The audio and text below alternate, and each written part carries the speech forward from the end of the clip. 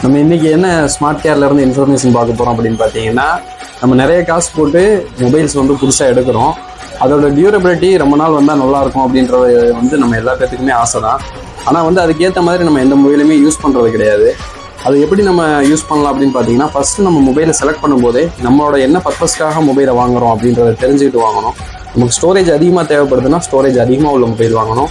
அதே மாதிரி நம்ம சார்ஜிங் அதிகமாக தேவைப்படுது அப்படின்னா பேட்டரியோட கெப்பாசிட்டி, அதாவது எம்ஏஹெச்னு சொல்லுவாங்க, 5000 mAh 6000 mAh 7000 mAh வரைக்கும் இப்போ மொபைல் வந்துட்டு இருக்கு.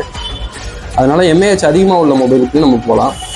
இந்த மாதிரி செலக்ட் பண்ணும்போதே நம்ம கரெக்டாக செலக்ட் பண்ணிட்டோம் அப்படின்னா, இப்போ எக்ஸாம்பிளுக்கு பார்த்தீங்கன்னா பேட்டரி எம்ஏஹெச் அதிகமாக உள்ள மொபைல் எடுத்தோம்னா நம்மளோட சார்ஜிங் சைக்கிள்ஸ் வந்து கம்மியாகும். அதாவது ஒரு மொபைலோட பேட்டரி வந்து ஒரு 900 சைக்கிள்ஸ் வந்து கம்பல்சரி ஒர்க் ஆகும். 900 சைக்கிள்ஸ் அப்படின்னா 900 தடவை நம்ம 0லேருந்து 100% சார்ஜ் பண்ணிக்கலாம். அது வரைக்கும் அந்த மொபைலோட கெப்பாசிட்டி வந்து நல்ல கண்டிஷனில் இருக்கும். மொபைலை அன்ஓப்பன்டாக நம்ம வச்சுக்கலாம்.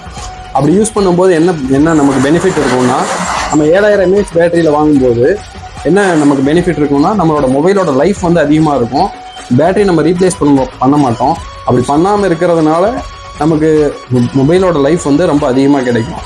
அப்புறம் நம்ம ஸ்டோரேஜ் அதிகமாக உள்ள மொபைல் செலக்ட் பண்ணும்போது என்ன ஆகும்னா, டிவைஸோட ஹீட்டிங் இஷ்யூ வந்து கம்மியாகும். இப்போ டிவைஸோட ஹீட்டிங் இஷ்யூ வந்து கம்மியாகுது அப்படின்றப்போ, அதாவது நம்ம ஸ்டோரேஜை ஃபில் பண்ணிகிட்டே இருக்கிறோம், அதிகமாக யூஸ் பண்ணிகிட்டே இருக்கிறோம் அப்படின்னா வந்து நம்மளோட டிவைஸ் வந்து ஓவராக ஹீட் ஆக ஆரம்பிச்சிடும்.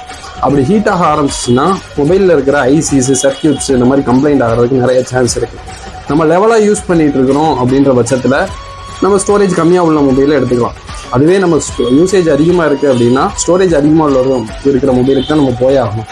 அப்போ தான் வந்து நம்மளோட மொபைல் வந்து ரொம்ப நாள் லைஃப் இருக்கும். அதனால ஸ்டோரேஜ், பேட்டரி கெப்பாசிட்டி ரெண்டையுமே நல்லா கான்சென்ட்ரேட் பண்ணி உங்களுக்கு எந்த மொபைல் தேவைப்படுதோ அந்த மொபைலை கரெக்டாக செலக்ட் பண்ணி எடுங்க. நம்மக்கிட்ட எல்லா பிராண்டோட மொபைலும் புதுசாகவே இருக்குது. அதே மாதிரி எடுக்கணும்னு நினைக்கிறவங்க புது மொபைலே எடுத்துக்கலாம். இஎம்ஐ ஆப்ஷன்ஸும் நம்ம பண்ணி கொடுத்துட்ருக்குறோம். தேவைப்படுறவங்க நம்ம கடையை கான்டாக்ட் பண்ணுங்கள். எந்த மொபைல் வேணுமோ இஎம்ஐயில் கூட போட்டு எடுத்துக்கலாம் நம்ம.